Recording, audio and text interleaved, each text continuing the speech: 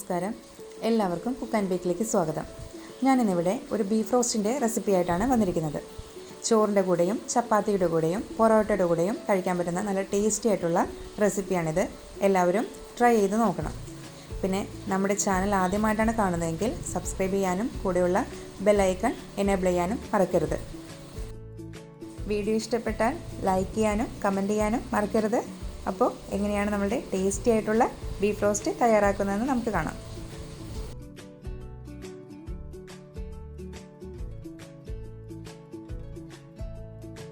ഇതിനായി ഞാനിവിടെ 1 കിലോ ബീഫാണ് എടുത്തിരിക്കുന്നത്. നല്ലപോലെ വാഷ് ചെയ്ത് ഡ്രെയിൻ ചെയ്ത് വെച്ചിരിക്കുന്നതാണ്.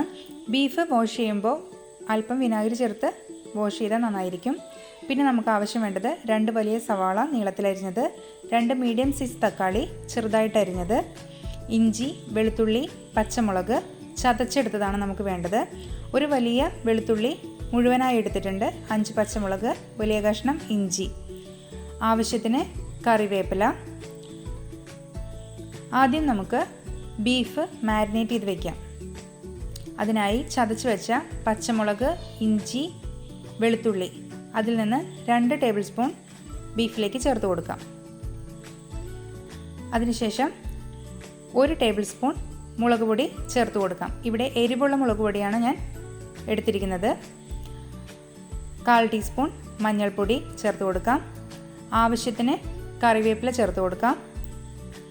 കുരുമുളക് പൊടി ആവശ്യമുള്ളവർക്ക് എരിവിനനുസരിച്ച് ചേർത്ത് കൊടുക്കാവുന്നതാണ്. ആവശ്യത്തിന് ഉപ്പ് ചേർത്ത് കൊടുക്കാം. 2 ടേബിൾ സ്പൂൺ വെളിച്ചെണ്ണ ചേർത്ത് നല്ലപോലെ കൈകൊണ്ട് തിരുമ്മി യോജിപ്പിച്ച് 15 മിനിറ്റോളം നമ്മൾക്ക് മാരിനേറ്റ് ചെയ്യാൻ വയ്ക്കാം.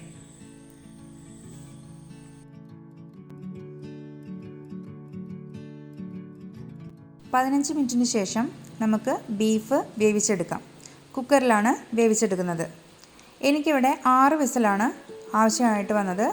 ഹൈ ഫ്ലെയിമിൽ 1 വിസിലും ലോ ഫ്ലെയിമിൽ 5 വിസിലും. 1/2 ഗ്ലാസ് വെള്ളം ചേർത്ത് ഒന്നുകൂടി കൈവച്ച് മിക്സ് ചെയ്ത് നമ്മൾക്ക് ബീഫ് വേവിച്ചെടുക്കാം.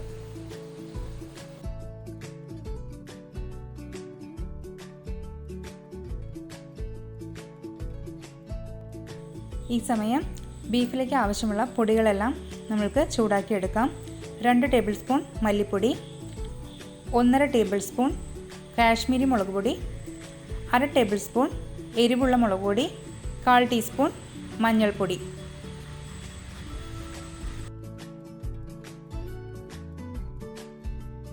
പൊടികളുടെ പച്ചമണം മാറുന്നതുവരെ നല്ലപോലെ ഇളക്കി കൊടുക്കണം. കരിഞ്ഞു പോകരുത്. ലോ ഫ്ലെയിമിൽ വേണം പൊടികളെല്ലാം ചൂടാക്കിയെടുക്കാൻ. അപ്പോൾ നമുക്ക് ബീഫ് റോസ്റ്റ് റെഡിയാക്കാം. ഞാനിവിടെ മൺചട്ടിയിലാണ് ഉണ്ടാക്കുന്നത്. ചട്ടി ചൂടായി കഴിഞ്ഞാൽ 2 ടേബിൾ സ്പൂൺ വെളിച്ചെണ്ണ ഒഴിച്ചു കൊടുക്കണം. വെളിച്ചെണ്ണ ചൂടായതിലേക്ക് കുറച്ച് തേങ്ങാക്കൊത്ത് ചേർത്ത് കൊടുക്കണം. ഒരുപാട് മുരിഞ്ഞ് ബ്രൗൺ കളറാവാൻ നിൽക്കണ്ട. ജസ്റ്റ് ഒന്ന് മുരിഞ്ഞ് വരുമ്പോൾ നമ്മൾ എടുത്തു വെച്ചിരിക്കുന്ന ബാക്കി ഇഞ്ചി, വെളുത്തുള്ളി, പച്ചമുളക് ചതച്ചത് ചേർത്ത് കൊടുത്ത് അതിൻ്റെ പച്ചമണം മാറുന്നത് വരെ നല്ലപോലെ വഴറ്റി കൊടുക്കണം. ഇതിലേക്ക് ചതച്ച ചെറിയുള്ളിയാണ് ചേർത്ത് കൊടുക്കേണ്ടത്. നിങ്ങളുടെ കയ്യിൽ ഉള്ളി ഉണ്ടെങ്കിൽ അത് തന്നെ ചേർത്ത് കൊടുക്കണം. നമ്മൾ ഉള്ളി ചേർക്കുമ്പോൾ ഒരു പ്രത്യേക ടേസ്റ്റാണ് നമ്മളുടെ ബീഫ് റോസ്റ്റിന് വരുന്നത്. ഉള്ളി ചെറുതായി ഒന്ന് വഴന്ന് വരുമ്പോഴേക്കും അതിലേക്ക് അരിഞ്ഞു വെച്ചിരിക്കുന്ന 2 സവാള ചേർത്ത് നല്ലപോലെ വഴറ്റി കൊടുക്കണം. സവാളയിലേക്ക് ആവശ്യത്തിനുള്ള ഉപ്പും കറിവേപ്പിലയും ഇട്ട് വഴറ്റുക. ഒരുപാട് ഉപ്പിടരുത്. നമ്മൾ ബീഫിൽ ഉപ്പിട്ട് വേവിച്ചതാണ്. അപ്പോൾ അല്പം മാത്രം ഉപ്പ് ചേർക്കുക. സവാള നമ്മൾ വേവിച്ചെടുക്കുന്നത് ബീഫ് വേവിച്ച വെള്ളത്തിലാണ്. അതുകൊണ്ട് തന്നെ ഈ ഒരു സ്റ്റേജിൽ ഗോൾഡൻ നിറമാകാൻ വെയിറ്റ് ചെയ്യേണ്ട. ബീഫ് വേവിച്ച വെള്ളത്തിൽ നിന്ന് 2 വലിയ തവി വെള്ളമെടുത്ത് സവാളയിലേക്ക് ചേർത്ത് നല്ലപോലെ വഴറ്റണം. ഈ വെള്ളത്തിൽ കിടന്ന് വേണം സവാളയും തക്കാളിയും വെന്ത് നല്ല ഗോൾഡൻ നിറമാകാൻ.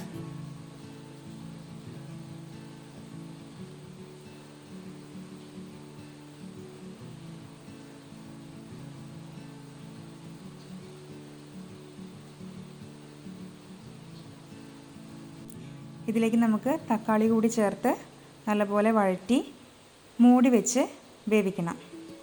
ഒരു 15 മിനിറ്റോളം ചെറുതീയിൽ മൂടി വെച്ച് വേണം വേവിക്കാൻ. അടിയിൽ പിടിക്കാതെ ഇടയ്ക്കൊന്ന് ഇളക്കി കൊടുക്കുകയും ചെയ്യണം.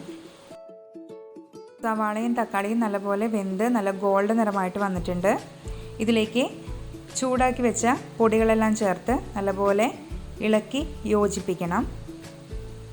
നല്ലപോലെ യോജിപ്പിച്ചതിന് ശേഷം ഇതിലേക്ക് ഗരം മസാല കൂടി ചേർത്ത് കൊടുക്കണം.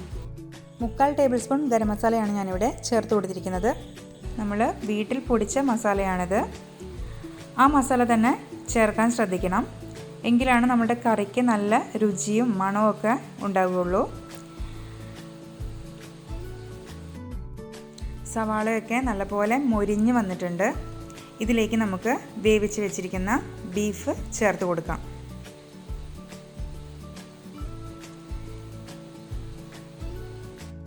ഇനി നമുക്ക് ഈ വെള്ളമെല്ലാം വറ്റിച്ച് ബീഫ് നല്ല റോസ്റ്റ് പരിവാക്കി എടുക്കണം.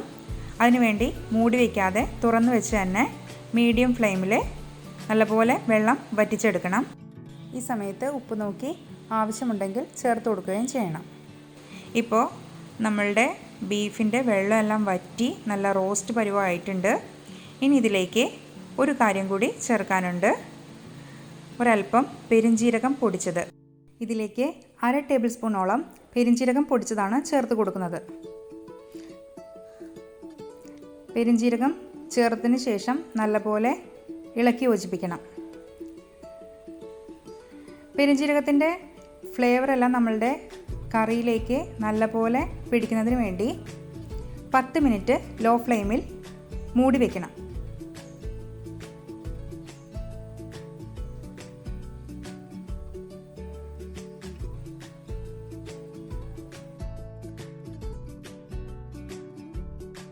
അപ്പോൾ നമ്മളുടെ ടേസ്റ്റി ആയിട്ടുള്ള ബീഫ് റോസ്റ്റ് ഇവിടെ തയ്യാറായി കഴിഞ്ഞു.